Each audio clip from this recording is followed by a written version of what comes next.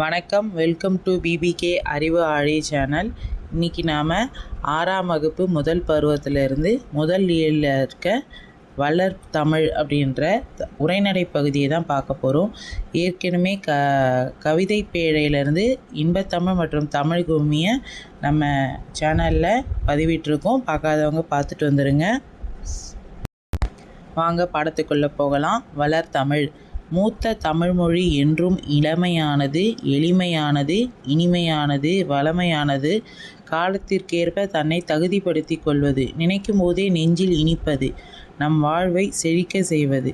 உலக செம்மொழிகளில் ஒன்றாக விளங்கும் தமிழ்மொழியின் சிறப்புகளை அறியலாம் வாருங்கள். மனித இன பரிணாம வளர்ச்சியின் சிறப்புகள் ஒன்று மொழி. மனிதரை பிற உயிரினங்களிடமிருந்து வேறுபடுத்தி மேம்படுத்தியும் காட்டுவதும் மொழி. மொழி நாம் சிந்திக்க உதவுகிறது, சிந்தித்ததை வெளிப்படுத்தவும் உதவுகிறது. பிறர் கருத்தை நாம் அறிய உதவுவதும் மொழியே. உலகில் 1000த்திற்கும் மேற்பட்ட மொழிகள் உள்ளன. இவற்றுள் சில மொழிகள் மட்டுமே பேச்சு வடிவம், எழுத்து வடிவம் ஆகிய இரண்டையும் பெற்றுள்ளன. உலக மொழிகள் பலவற்றுள் இலக்கண இலக்கிய வளம் பெற்று திகழும் மொழிகள் மிகச் சிலவே. அவற்றுள் செம்மை மிக்க மொழி என ஏற்றுக்கொள்ளப்பட்டவை சில மொழிகளே. தமிழ்மொழி அத்தகு சிறப்பு மிக்க செம்மொழி ஆகும். தமிழ் இலக்கியங்கள் இனிமையானவை, ஓசை இனிமை, சொல்லினிமை, பொருள் இனிமை கொண்டவை. பல மொழிகள் கற்ற கவிஞர் பாரதியார், யாமறிந்த மொழிகளிலே தமிழ்மொழி போல் இனிதாவது எங்கும் காணோம் என்று தமிழ்மொழியில் இனிமையை வியந்து பாடுகிறார். இது ஒரு இம்பார்ட்டண்ட்டான ஒரு கொஷின். யாமறிந்த மொழிகளிலே தமிழ்மொழி போல் இனிதாவது எங்கும் காணோம் என்று கூறியவர் யார் அப்படின்னு கேட்டால் நம்ம பாரதியார் அப்படின்னு சொல்லணும். நமக்கு அதுக்கு தெரிஞ்சிருக்கணும். அடுத்தது, தமிழ் மூத்த மொழி.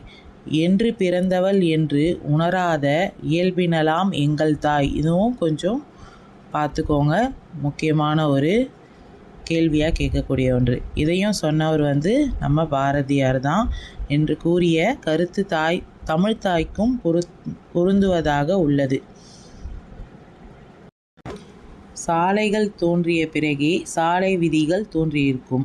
அதுபோல இலக்கியம் தோன்றிய பிறகே அதற்குரிய இலக்கண விதிகள் தோன்றியிருக்க வேண்டும். தொல்காப்பியம் தமிழில் நமக்கு கிடைத்துள்ள மிக பழமையான இலக்கண நூல் ஆகும். இலக்கண நூல் ஞாபகம் வச்சுக்கோங்க. தொல்காப்பியம் எவ்வகை நூல்னு கேட்டால் இலக்கண நூல் அப்படின்னு எழுதணும். அப்படி என்றால் அதற்கும் முன்னதாகவே தமிழில் இலக்கிய நூல்கள் இருந்திருக்க வேண்டும் அல்லவா? இதனை கொண்டு தமிழ் மிகவும் தொன்மையான மொழி என்பதை கூறலாம். தொன்மைனா பழமை அப்படின்னு ஒரு அர்த்தம் உண்டு. அடுத்தது, தமிழ் எளிய மொழி அப்படின்றாங்க. தமிழ் மொழி பேசவும் படிக்கவும் எழுதவும் உகந்த மொழி. உயிரும் மெய்யும் இணைவதால் தோன்றுபவை உயிர்மெய் எழுத்துக்கள். உயிரும் மெய்யும் இணைவதால் தோன்றுபவை உயிர்மெய் எழுத்துக்கள்.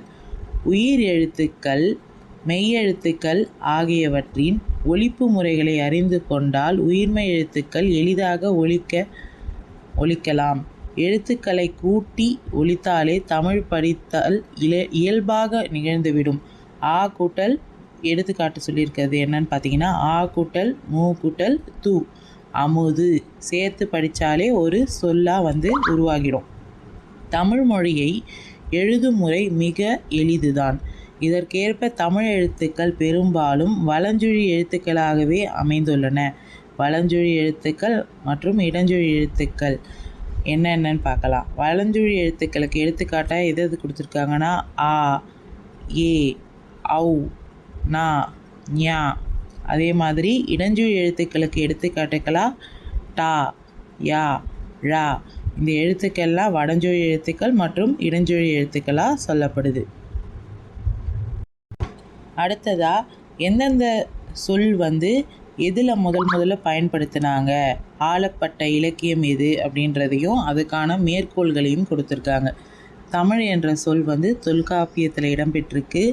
தமிழன் கிளவியும் அதனோ ரற்றே அப்படின்ற இடத்துல சொல்லப்படுது. அடுத்தது, தமிழ்நாடு சிலப்பதிகாரம் மற்றும் வஞ்சிகாண்டத்தில் இருக்குது. சிலப்பதிகாரத்தில் இருக்க வஞ்சிகாண்டமில் இமிழ்கடல் வேலியை தமிழ்நாடு ஆக்கிய இது நீ கருதினை ஆயின் அப்படின்னு மென்ஷன் பண்ணியிருக்காங்க. அடுத்ததாக தமிழன் அப்படின்ற சொல் வந்து தேவாரத்தில் அப்பர் மென்ஷன் பண்ணியிருக்காரு. தமிழன் கண்டாய் அப்படின்ற இடத்துல வருது. அடுத்தது தமிழ் வந்து ஒரு சீர்மை மொழி அப்படின்னு சொல்லப்படுது. சீர்மை என்பது ஒழுங்குமுறையை குறிக்கும் சொல். சீர்மைனா பொருள் என்னன்னு பார்த்தீங்கன்னா ஒழுங்குமுறை, ஞாபகம் வச்சுக்கோங்க. அடுத்தது தமிழ் மொழியின் பல வகை சீர்மைகளுள் அதன் சொற்சிறப்பு குறிப்பிடத்தக்கது. அதாவது சொற்சீர்மை, அதாவது தமிழ் மொழியின் பல வகை சீர்மை இருக்குது, அதுலேயுமே சொற்சிறப்பு குறிப்பிடத்தக்கது. உயர்திணை, அதுக்கு எடுத்துக்காட்டுகளும் சொல்கிறாங்க பின்னாடி. உயர்திணை அக்ரிணை என இரு வகை திணைகள் அறிவோம். எல்லாருக்குமே அது வந்து தெரிஞ்சிருக்கும். உயர்திணை மற்றும் அக்ரிணை நம்ம படிச்சிருப்போம். உயர்திணையின் எதிர்ச்சொல் தாழ்திணை என அமைய வேண்டும். ஆனால் தாழ்திணை என்று கூறாமல் அக்ரிணை அல்குட்டல் திணை உயர்வு அல்லாத திணை என்று பெயரிட்டனர் நம் முன்னோர். அதே போல் அடுத்த எடுத்துக்காட்டு என்னென்னா பாகற்காய் கசப்பு சுவை உடையதுன்னு நமக்கு எல்லாருக்குமே தெரிஞ்சிருக்கும். அதனை கசப்புக்காய் என்று கூறாமல் இனிப்பு அல்லாத பாகற்காய் பாகு கூட்டல் அல் கூட்டல் காய் என வழங்கினர். இவ்வாறு பெயரிடுவதிலும் சீர்மை மிக்கது நமது தமிழ் மொழி அப்படின்னு குறிப்பிடுறாங்க. அடுத்ததாக வளமை மொழி. தமிழ் வளமை மிக்க மொழி. தொல்காப்பியம், நன்னூல் உள்ளிட்ட இலக்கண நூல்கள், தொல்காப்பியம் மற்றும் நன்னூல் எல்லாம் இலக்கண நூல்கள் மிகுந்தது தமிழ்மொழி. 8 தொகை மற்றும் 10 பாட்டு ஆகிய சங்க இலக்கியங்களை கொண்டது தமிழ்மொழி. அடுத்தது திருக்குறள், நாலடியால் முதலிய அறநூல்கள் பலவும் நிறைந்தது தமிழ்மொழி. சிலப்பதிகாரம், மணிமேகலை முதலிய காப்பியங்களை கொண்டது தமிழ்மொழி. இவ்வாறு இலக்கிய இலக்கண வளம் நிறைந்தது தமிழ்மொழி. தமிழ்மொழி சொல்வளம் மிக்கது. ஒரு பொருளின் பல நிலைகளுக்கும் வெவ்வேறு பெயர் சூட்டுவது தமிழ்மொழியின் சிறப்பாகும். சான்றாக எடுத்துக்காட்டு வந்து பூ கொடுத்துருக்காங்க. பூவின் 7 நிலைகளுக்கும் தோன்றுவது முதல் உதிர்வது வரை தனித்தனி பெயர்கள் தமிழில் உண்டு. எடுத்துக்காட்டாக இங்கே இந்த படத்தில் பாருங்கள். அரும்பு, மொட்டு, முகை, மலர், அலர், வி, செம்மல். பூவின் 7 நிலைகளையும், இந்த பூவோடைய 7 நிலைகளையும் தமிழ் வந்து தனித்தனியாக அதற்கு பெயர் வச்சுருக்காங்க. அடுத்தது ஓர் எழுத்தே ஒரு சொல்லாகி பொருள் தருவதும் உண்டு. ஓரெழுத்து ஓர் மொழின்னு நம்ம படிச்சிருப்போம்ல, அதுதான் சொல்ல வராங்க. ஓர் எழுத்தே ஒரு சொல்லாகி பொருள் தருவதும் உண்டு. ஒரு சொல் பல பொருளை குறித்து வருவதும் உண்டு. ஒரே ஒரு சொல் வந்து பல பொருளை வந்து கொடுக்கறதும் இருக்குது அப்படின்றாங்க. எடுத்துக்காட்டாக வந்து ஓரெழுத்தே ஒரு சொல்லாகி வருவது வந்து மா அப்படின்றத கொடுத்துருக்காங்க சான்றா. என்னும் சொல் மரம், விலங்கு, பெரிய, திருமகள், அழகு, அறிவு, அளவு, அழைத்தல், துகள், மேன்மை, வயல், வண்டு போன்ற பல பொருள்களை தருகிறது. அதே போல் ஒரு சொல் பல பொருள்களை குறித்து வருவதற்கு எடுத்துக்காட்டாக இதழ் அப்படின்னு நம்ம எடுத்துக்கலாம். இதழ் அப்படின்னு பார்த்தீங்கன்னா பூவிழுதழ் சொல்லலாம். உதட வந்து இதழ் அப்படின்னும் சொல்லுவாங்க. ஸோ ஒரு சொல் பல பொருளை குறித்து வருவதும் உண்டு. ஓர் எழுத்தே ஒரு சொல்லாகி பொருள் தருவதும் உண்டு தமிழில். அடுத்தது தமிழ் வந்து வளர்மொழி அப்படின்னு சொல்கிறாங்க. ஏன் சொல்கிறாங்கன்னா தமிழுக்கு முத்தமிழ் என்னும் சிறப்பு பெயரும் உண்டு. தமிழுக்கு முத்தமிழ் என்னும் சிறப்பு பெயரும் உண்டு. இயல் தமிழ் எண்ணத்தை வெளிப்படுத்துவதும். முத்தமிழ் என்னென்னு முதல்ல தெரியும்ல. இயற்றமிழ், இசைத்தமிழ், நாடகத்தமிழ், இதுதான் முத்தமிழ். இயல் தமிழ் வந்து எண்ணத்தை வெளிப்படுத்தும். இசைத்தமிழ் உள்ளத்தை மகிழ்விக்கும். நாடகத்தமிழ் உணர்வில் கலந்து வாழ்வின் நிறைகுறைகளை சுட்டி காட்டும். தமிழில் காலந்தோறும் பல வகையான இலக்கிய வடிவங்கள் புதிதாக உருவாகி வருகின்றன. செய்யுள், கவிதை, புதுக்கவிதை, துளிப்பா போன்ற தமிழ் கவிதை வடிவங்கள், கட்டுரை, புதினம், சிறுகதை போன்ற உரைநடை வடிவங்கள் மற்றும் தற்போது அறிவியல் தமிழ், கணினி தமிழ் என்று மேலும் வளர்ந்து கொண்டே வருகிறது. அடுத்ததாக தமிழில் ஒவ்வொரு இலைக்கும் வந்து நம்ம பொதுவாக இலைன்னு சொல்லாமல் ஒவ்வொரு தாவரத்துக்கும் உள்ள இலைகளுக்கு தனித்தனியாக பெயர் வச்சுருக்காங்க. எப்படின்னு பார்த்தீங்கன்னா ஆல், அரசு, மா, பலா, வாழை இவைகளுக்கு இலை. ஆல் இலை, அரச இலை, மா இலை, பலா இலை, வாழை இலை இப்படின்னு சொல்லுவாங்க. அதே மாதிரி அகத்தி, பசலை, முருங்கை இதுக்கெல்லாம் கீரை. அகத்தி கீரை, பசலை கீரை, முருங்கை கீரை அப்படின்னு. அதே மாதிரி அருகு, கோரைக்கு புல். அருகு புல், கோரை புல் அப்படின்னு சொல்லுவாங்க. அடுத்தது நெல், வரகு இவை இரண்டும் தாள் என அழைக்கப்படுகிறது. நெல் தாள், வரகு தாள் அப்படின்னு சொல்லணும். அடுத்தது மல்லிக்கு தழை, மல்லித்தழை. அடுத்தது சப்பாத்தி கள்ளி மற்றும் தாழைக்கு மடல். சப்பாத்தி கள்ளி மடல், தாழை மடல் அப்படின்னு சொல்லுவாங்க.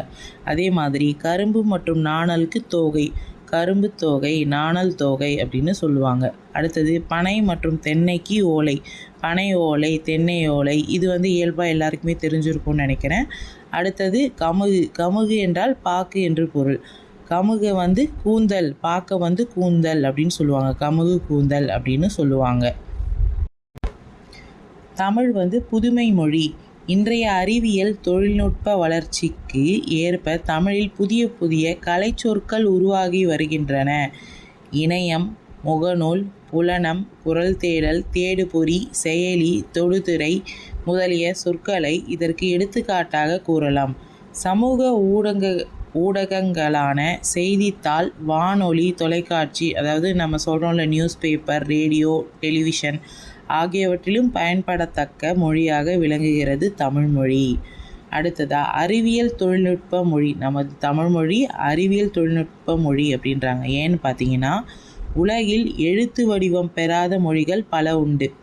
இந்நிலையில் தமிழ் வரி வடிவ எழுத்துக்கள் அறிவியல் தொழில்நுட்ப நோக்கத்திலும் பயன்படுத்தத்தக்கவையாக உள்ளன. இது இப்போ நான் சொல்ல போகிற அடுத்த பாயிண்ட் கொஞ்சம் முக்கியமான பாயிண்ட், நோட் பண்ணிக்கோங்க. மொழியை கணினியில் பயன்படுத்த வேண்டும் என்றால் அது எண்களின் அடிப்படையில். எதோட அடிப்படையில்னு பார்த்தீங்கன்னா எண்களின் அடிப்படையில் வடிவமைக்கப்பட வேண்டும். மொழியை கணினியில் பயன்படுத்த வேண்டும் என்றால் அது எண்களின் அடிப்படையில் வடிவமைக்கப்பட வேண்டும். தொல்காப்பியம், நன்னூல் போன்றவை நாம் படிப்பதற்காக எழுதப்பட்டவை. ஆயினும் அவை கணினி மொழிக்கும் ஏற்ற நுட்பமான வடிவத்தை பெற்றுள்ளன. அடுத்ததாக நம்மளுடைய தமிழ் எண்கள் கொடுத்துருக்காங்க. தமிழ் எண்கள் 1க்கு இந்த கா அப்படின்றத போடணும். அடுத்தது 2க்கு ஊ, இந்த ஊ. அடுத்தது 3க்கு இந்த ஞா வரா மாதிரி போடணும். அடுத்தது 4க்கு சா, 5க்கு ரு, 6க்கு இந்த சா போட்டு பக்கத்தில் துணைக்கால் போடுற மாதிரி போடணும். அடுத்தது 7க்கு ஏ, 8க்கு ஆ, 9க்கு கூ போடுற மாதிரி போடணும். அடுத்தது 10க்கு கா 1 வருது, 1க்கு கா போட்டுட்டு 0க்கு 0 மாதிரியே போட்டுடணும். அடுத்தது மூத்த மொழியான தமிழ் கணினி, இணையம் போன்றவற்றில் பயன்படத்தக்க வகையில் புது மொழியாகவும் திகழ்கிறது. இத்தகு சிறப்புமிக்க மொழியை கற்பது நமக்கு பெருமை அல்லவா? தமிழ் மொழியின் வளமைக்கும் வளர்ச்சிக்கும் பங்கேற்க வேண்டியது நமது கடமை அல்லவா? அப்படின்னு சொல்லி இந்த உரைநடை பகுதியை முடிக்கிறாங்க. இவ்வளோ நேரம் நம்மளுடைய தமிழ் மொழியோட சிறப்புகளை பார்த்தோம்.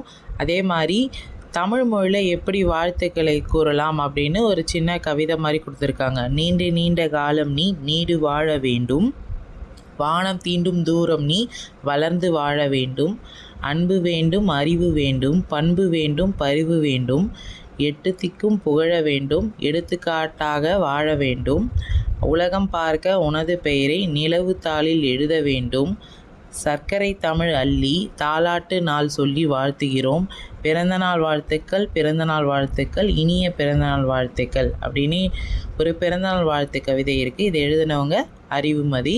அடுத்ததாக நம்ம இந்த லெசனில் இருக்க புக் பேக் கொஷின்ஸ்லாம் பார்க்கலாம்.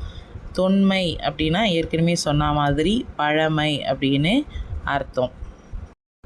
அடுத்தது பார்த்திங்கன்னா இடப்புறம் அப்படின்றத சொல்ல பிரித்து எழுத சொல்லியிருக்காங்க. இடப்புறம் அப்படின்றத இடம் கூட்டல் புறம் அப்படின்னு பிரிக்கலாம். அடுத்தது சீரிழமை அப்படின்ற சொல்லையும் பிரித்து எழுத சொல்லியிருக்காங்க. சீர்மை கூட்டல் இளமை. அடுத்தது சிலம்பு கூட்டல் அதிகாரம் சிலப்பதிகாரம் அப்படின்றது பதில். சிலப்பதிகாரம். கணினி கூட்டல் தமிழ் கணினி தமிழ் நடுவில் வரணும். அடுத்தது தமிழ்மொழி போல் இனிதாவது எங்கும் காணோம் என்று பாடியவர் யாருன்னு பார்த்தீங்கன்னா பாரதியார். மா என்னும் சொல்லின் பொருள் விலங்கு. அடுத்தது நாம் சிந்திக்கவும் சிந்தித்ததை வெளிப்படுத்தவும் உதவுவது மொழி.